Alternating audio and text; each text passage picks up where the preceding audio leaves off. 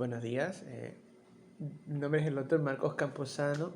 Voy a exponer con ustedes la función de los corticoides en la pandemia, en el coronavirus 19, si estos realmente funcionan.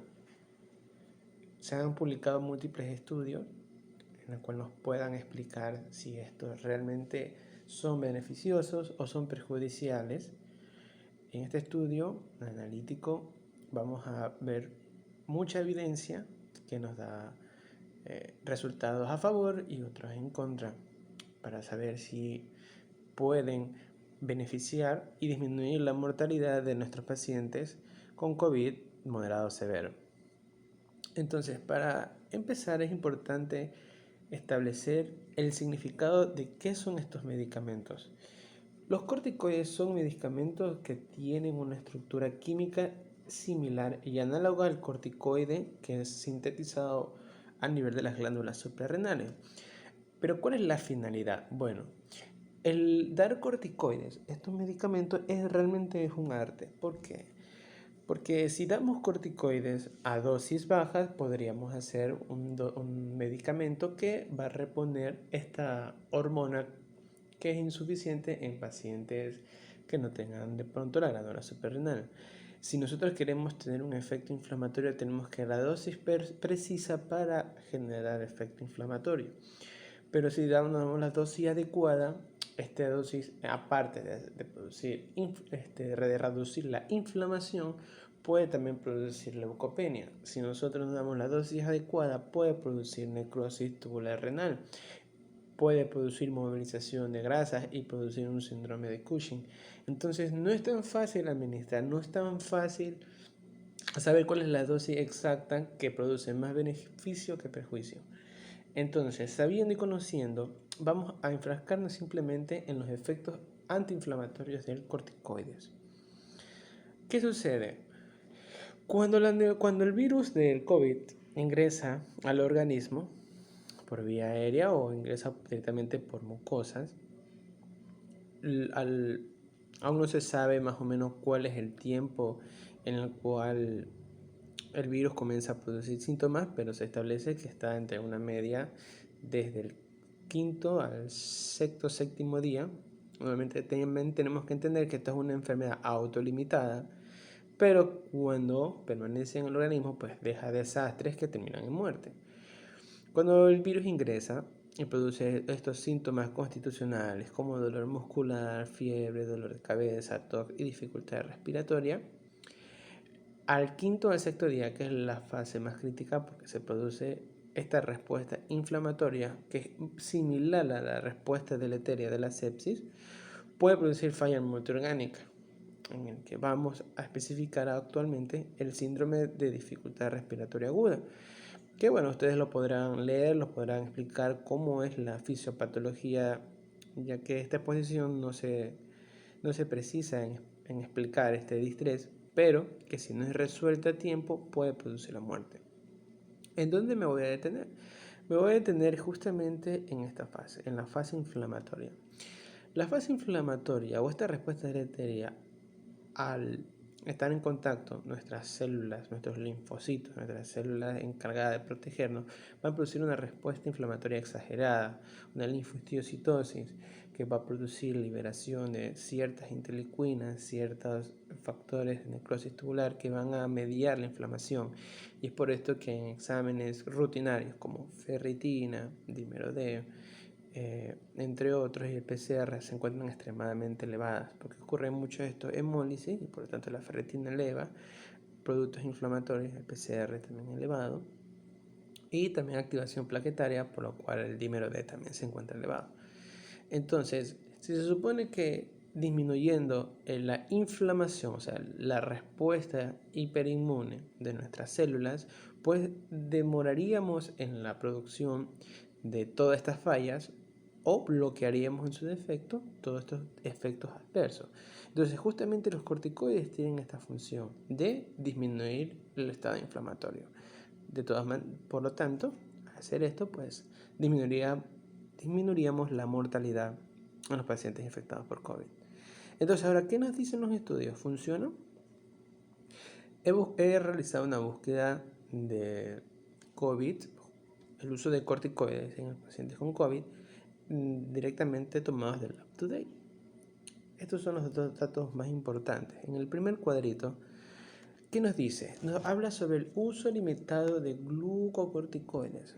Este estudio se hizo específicamente en el síndrome de distrés respiratorio del Medio Oriente, en el MERS, y que concluyeron que realmente aumentaron la mortalidad el uso de estos glucocorticoides. ¿Por qué? Porque disminuían el clearance viral, es decir, disminuían el barrido de la carga viral de estos pacientes. Por lo tanto, si disminuye la carga viral, quiere decir que el paciente tiene más riesgo de producir un estado inflamatorio, porque esta carga viral pues son como antígenos para nuestros linfocitos encargados de producir anticuerpos o las células granulares que también producen sustancias inflamatorias. Entonces se supone que lo que se pretende no es tanto la inflamación, sino también que esta carga viral sea eliminada. Entonces eso lo demostró en este estudio del 2019.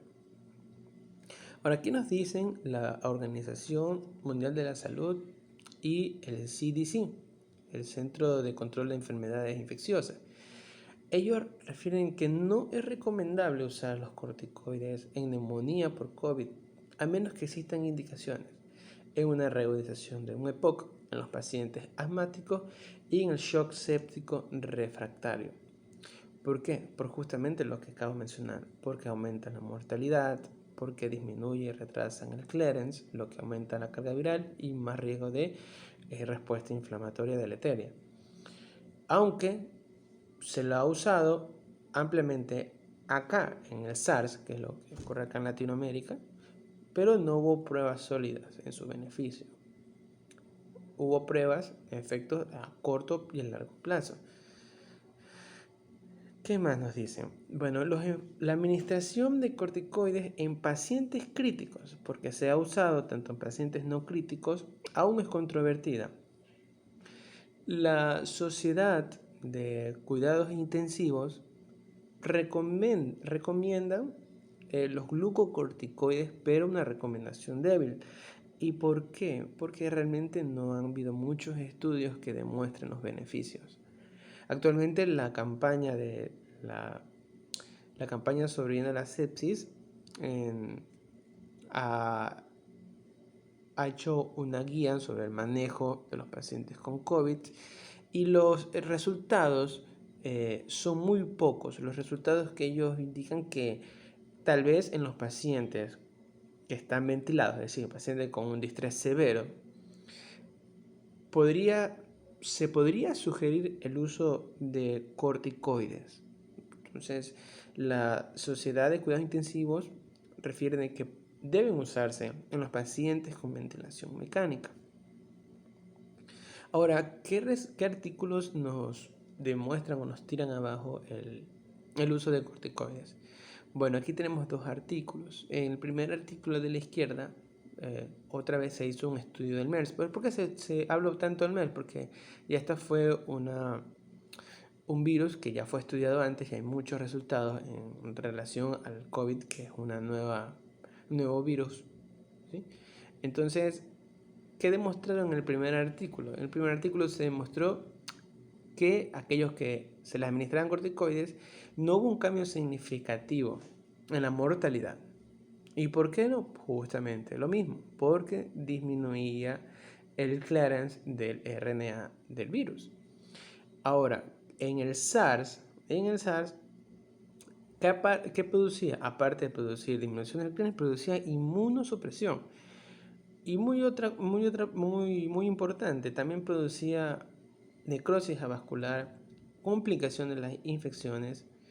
Y esto también es importante. Nos hemos dado cuenta que en nuestros pacientes que utilizamos grandes cantidades de corticoides, estos podríamos relacionar no tan solo el estado de psicosis, que puede ser efecto de la pseudoanalgesia, sino también sobre los corticoides. Si tienen oportunidad, revisen sobre el efecto de los corticoides en los pacientes con psicosis.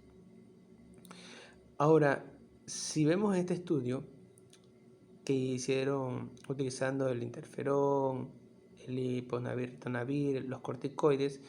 Los 25 estudios acerca del corticoides son inconclusos, mientras que 4 nos indican un posible daño. Este es otro estudio en el cual estudian el uso de corticoides en los pacientes, un estudio realizado por Cochrane, y como se dan cuenta de todos estos estudios, solamente un estudio, que lo podemos ver al lado izquierdo, demuestran el beneficio del corticoides, mientras que los siguientes 12 estudios demuestran el efecto contraproducente del corticoide. Entonces, ahora, ¿qué estudios nos hablan a favor del mismo? Pues solo muy pocos. En el UpToDate demostraron, al menos un estudio retrospectivo realizado en China, que el uso de la metilprednisolona reducía el riesgo de muerte en los pacientes en comparados en pacientes que no recibieron metilprednisolona. ¿Y en qué pacientes? Pues en pacientes severos graves. Este también otro estudio realizado en China, todos estos son estudios chinos, en la cual le muestran que el uso de metilprednisolona disminuyó el riesgo de los pacientes en morir, ya que aquellos pacientes que no recibieron el tratamiento, porque disminuían el riesgo de que el paciente moderado no haga distrés severo y el que tenga distrés severo no muera. Entonces aquí vemos en el cuadro que aquellos que no recibieron tuvieron menos días de admisión. ¿Por qué? Porque fallecían, mientras que las figuras del cuadrito verde demostraban que no morían y que muchos de ellos sobrevivían. Bueno, ahora, ¿qué nos dicen los últimos estudios clínicos? Bueno, la Sociedad de Cuidados Críticos sugiere iniciarlo en los primeros 14 días, a dosis baja. ¿Qué se está usando? Dexametasona 20 miligramos. Ahora último se hizo un estudio sobre el beneficio de la dexametasona. ¿Y qué habla el estudio? Pues de que de 10 pacientes que recibieron el corticoide, justamente la dexa, pues 2 morían. Y eso es pues un avance en el tratamiento, porque demostraron de que muchos pacientes que recibían esto pues no llegaban al estrés y por lo tanto no fallecían. ¿Qué recomiendan? Pues dexametasona 20 miligramos intravenoso QD por 5 días. En mi hospital realmente cuando nosotros utilizamos tocilizumab, que es un inhibidor de la interleucina 6, y no vemos beneficios después de utilizar la primera carga de 400 y la segunda de 200, pues lo que realizamos es que damos metilprednisolona, utilizamos la guía utilizada en China, de usar 3 pulsos de metilprednisolona por día, cada día, hasta completar las 3 dosis. Y realmente el beneficio que hemos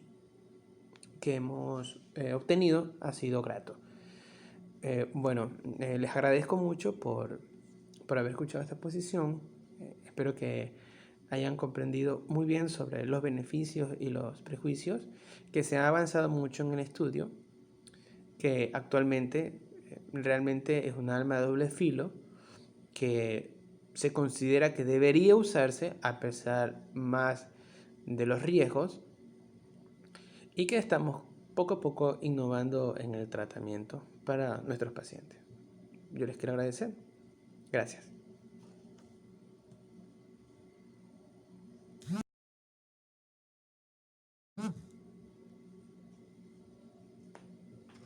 ¿Cómo para?